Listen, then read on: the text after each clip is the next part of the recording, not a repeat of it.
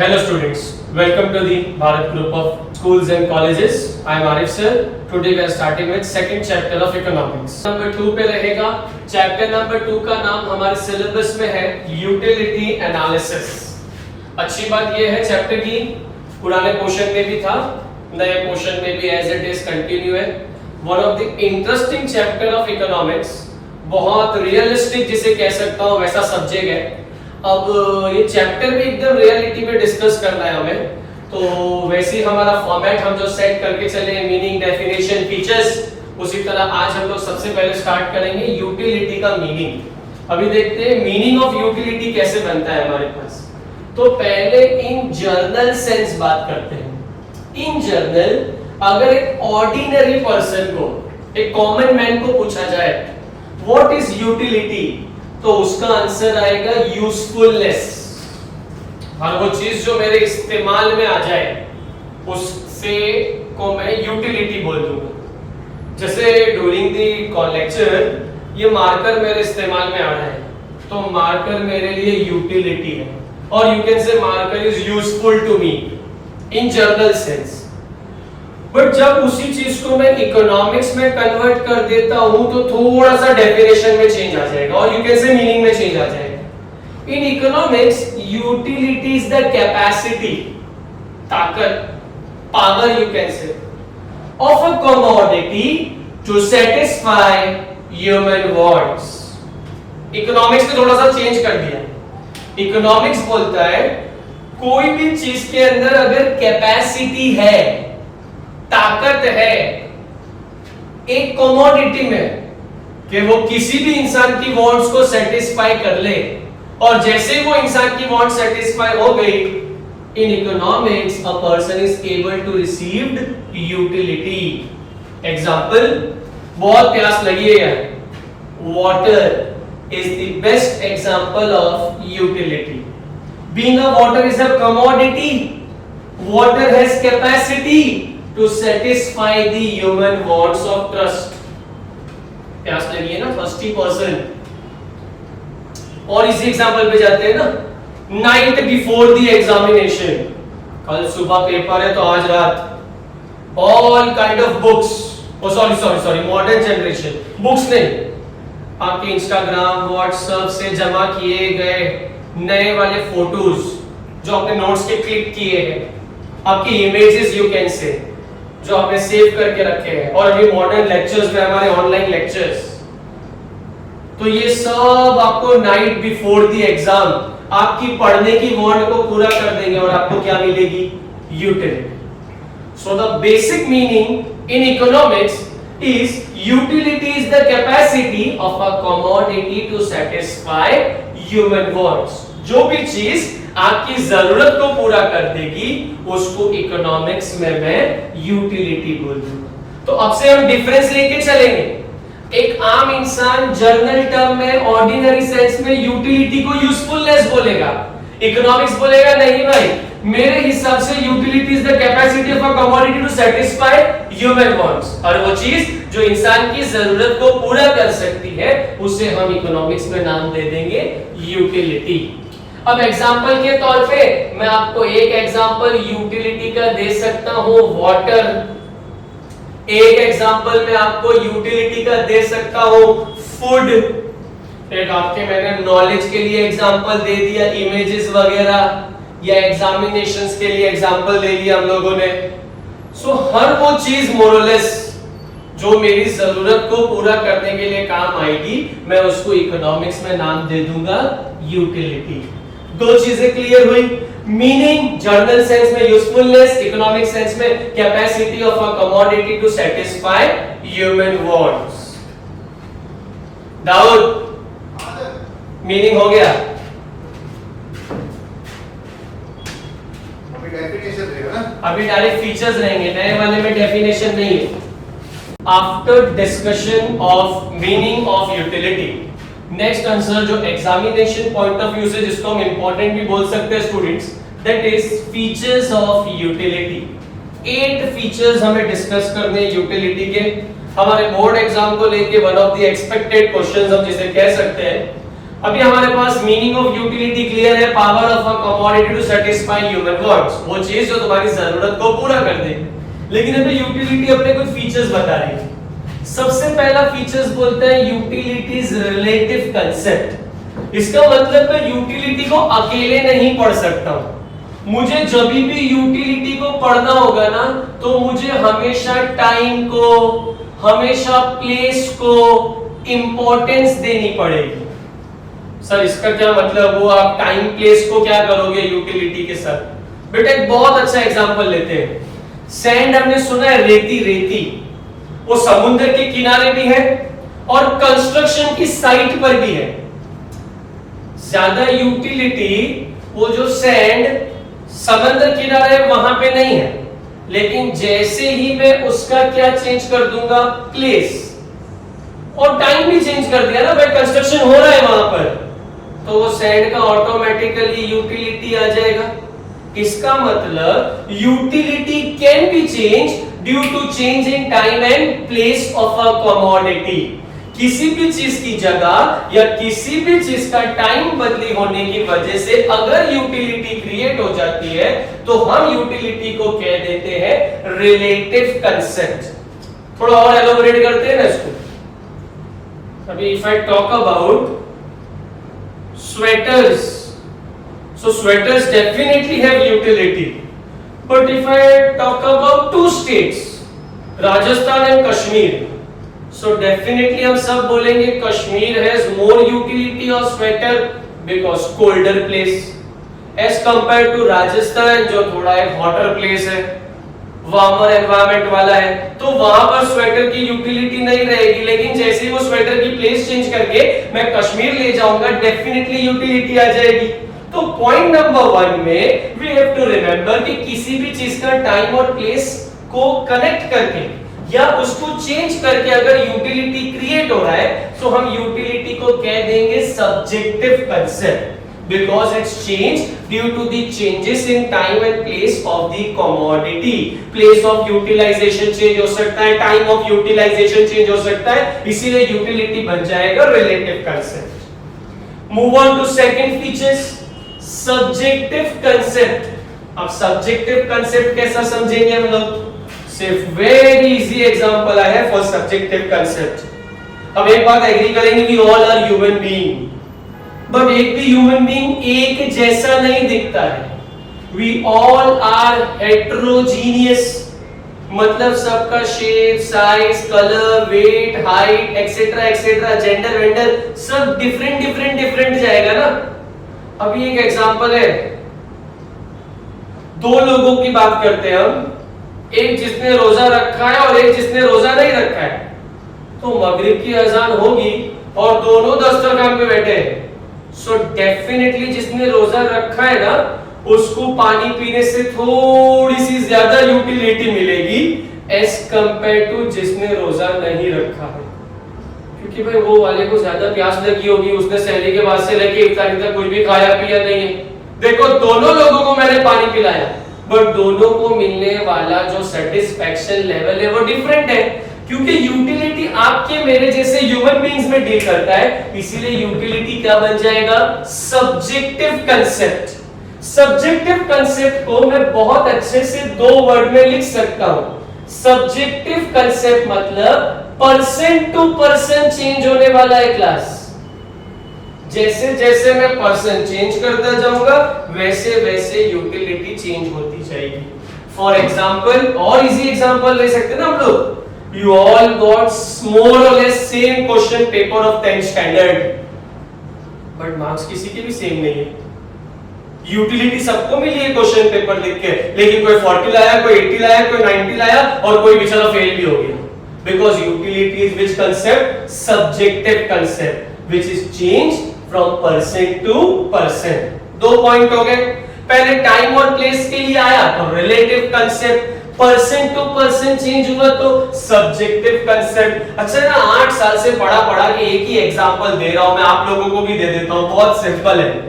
Meet has utility to non vegetarian, meat mutton, and do not have any utility, non vegetarian को utility है, and do not have any utility to vegetarian.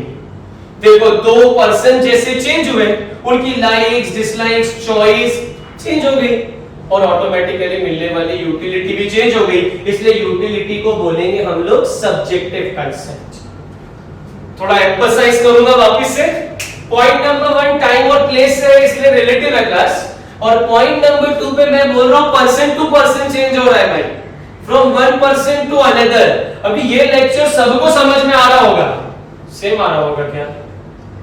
हो सकता है भाई जिसके घर पे वाईफाई है उसको बहुत अच्छे से समझ में आ रहा है, जिसका 4G है उसको भी समझ में आ रहा है, लेकिन जिसका 3G और 2G है या नेटवर्क आ रहा जा रहा है या उसका कंसंट्रेशन नहीं है तो उसको मिलने वाली यूटिलिटी क्या हो रही है?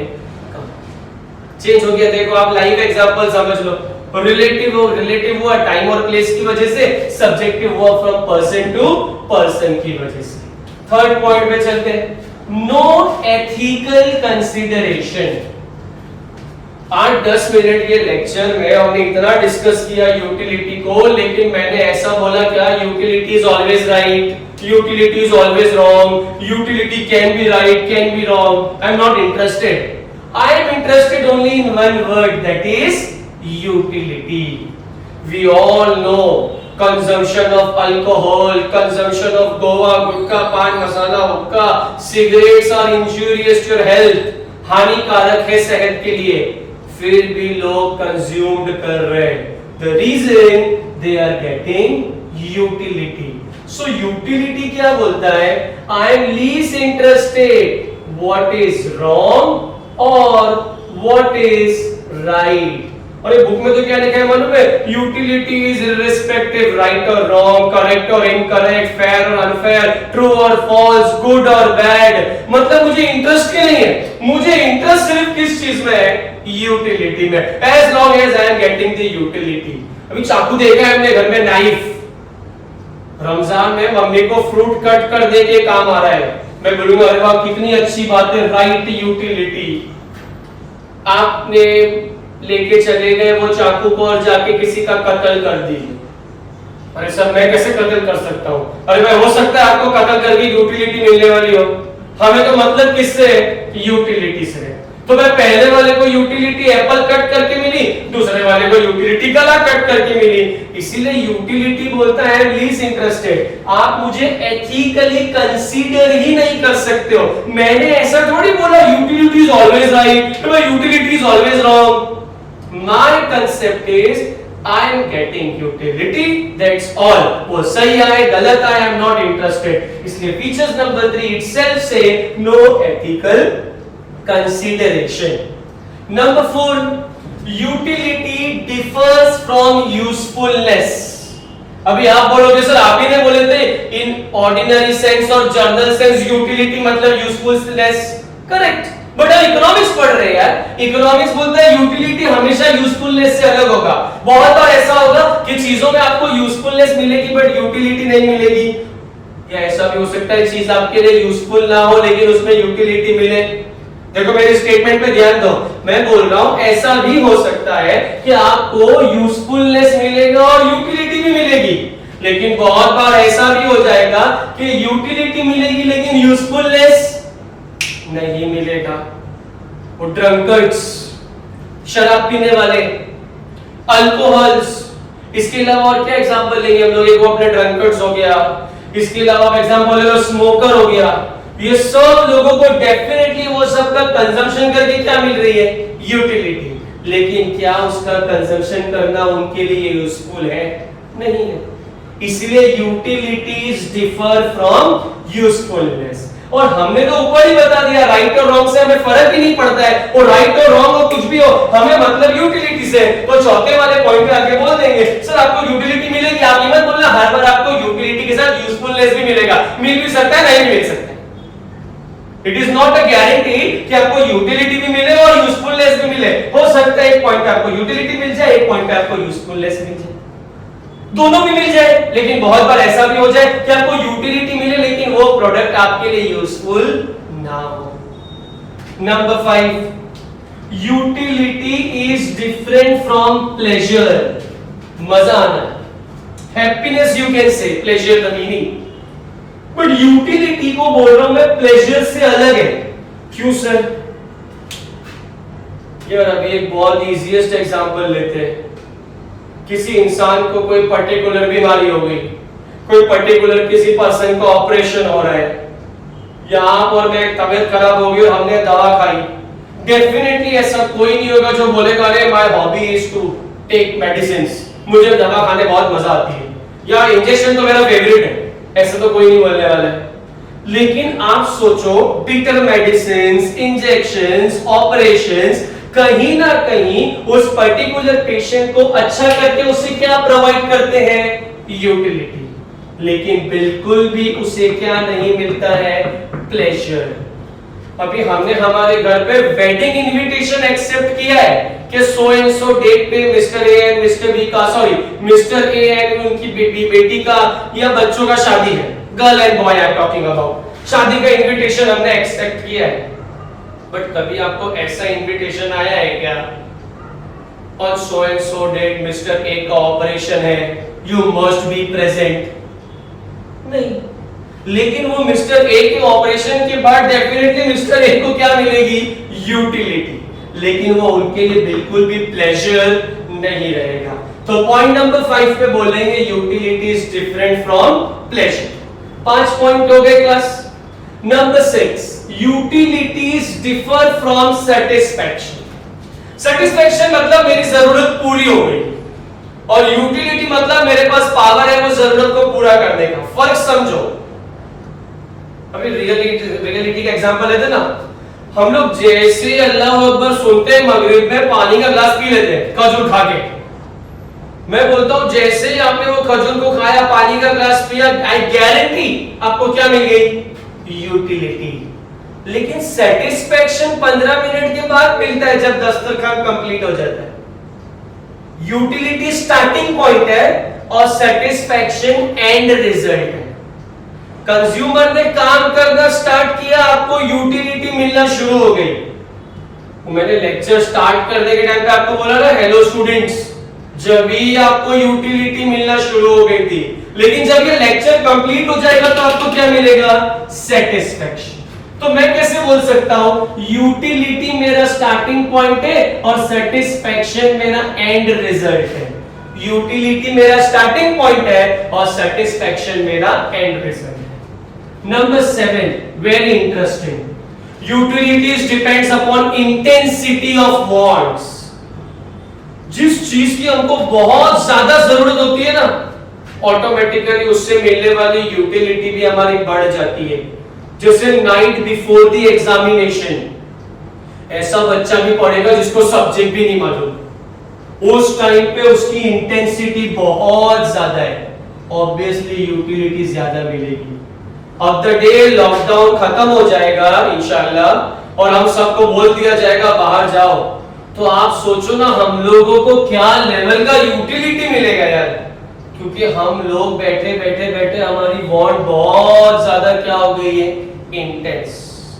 बहुत जल्द होगा, आप लोग प्रे करो, स्टे होम, स्टे सेफ जब तक लॉकडाउन नहीं खुलता है। लेकिन एक एग्जांपल को रिलेट करने के लिए मैं आपको बता रहा हूं कि इंटेंसिटी बढ़ गई है ना हमारी, तो अभी जो चीज जितनी ज्यादा जरूरी हो जाएगी ना हम लोगों के लिए, उससे मिलने वाली यूटिलिटी भी उतनी ही ज्यादा। जैसे 29 डेज और 30 डेज के फास्टिंग के बाद ईद से मिलने वाली यूटिलिटी बहुत ज्यादा है, क्योंकि आपने 29-30 डेज का फास्टिंग किया है, आपका इंटेंसिटी ऑफ वांट बढ़ गया, इसीलिए आप ईद सेलिब्रेट कर रहे हो। यूटिलिटी। सो यूटिलिटीज हमेशा depends upon intensity of wants. And last point, utility is the basis of demand.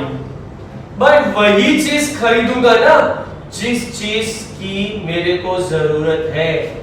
Example, 12th वाले को 12th की बुक से पढ़ाऊंगा, 12th वाले को 12th की बुक से पढ़ाऊंगा, क्योंकि उसको उसी चीज की डिमांड है और वही डिमांड की वजह से यूटिलिटी क्रिएट होगी। तो जब तक मेरे पास यूटिलिटी नहीं होगी मैं डिमांड क्या करूंगा?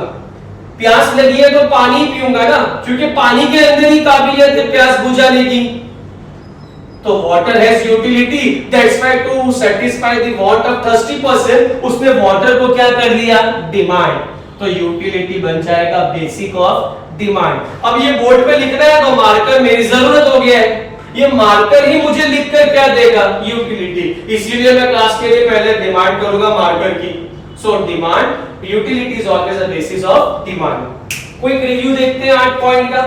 सर टाइम टू टाइम और पर्सन टू पर्सन चेंज करते हो नाम इसलिए relative concept, sorry place to place class, time to time and place to place. Person to person change करते हो इसलिए मैं बोल देता हूं सब्जेक्टिव कांसेप्ट। तुम सही गलत, right wrong, correct incorrect, moral immoral में फर्क नहीं करते हो इसलिए मैं बोल देता हूं नो एथिकल कंसीडरेशन। यूटिलिटी अलग है, यूजफुलनेस अलग है। हो सकता है कोई चीज तुम्हारे को काम आ जाए लेकिन बिल्कुल भी इस्तेमाल में ना आए, तुम्हारी जरूरत पूरी हो जाए लेकिन वो यूजलेस हो। डिफरेंट फ्रॉम प्लेजर्स, मजा ना आए लेकिन तुम्हारी जरूरत पूरी हो जाए। Utility different from satisfaction, satisfaction starting point है, utility is end result. And next, utility is always depends on intensity of want. जितनी ज्यादा वांट इंटेंस होगी ना यार, उतनी ज्यादा आपको यूटिलिटी लगेगी। And last, utility is the basis of demand. So हम लोगों ने दो कंसेप्ट डिस्कस कर लिए आज, meaning and features of utility. Thank you, stay home, stay safe.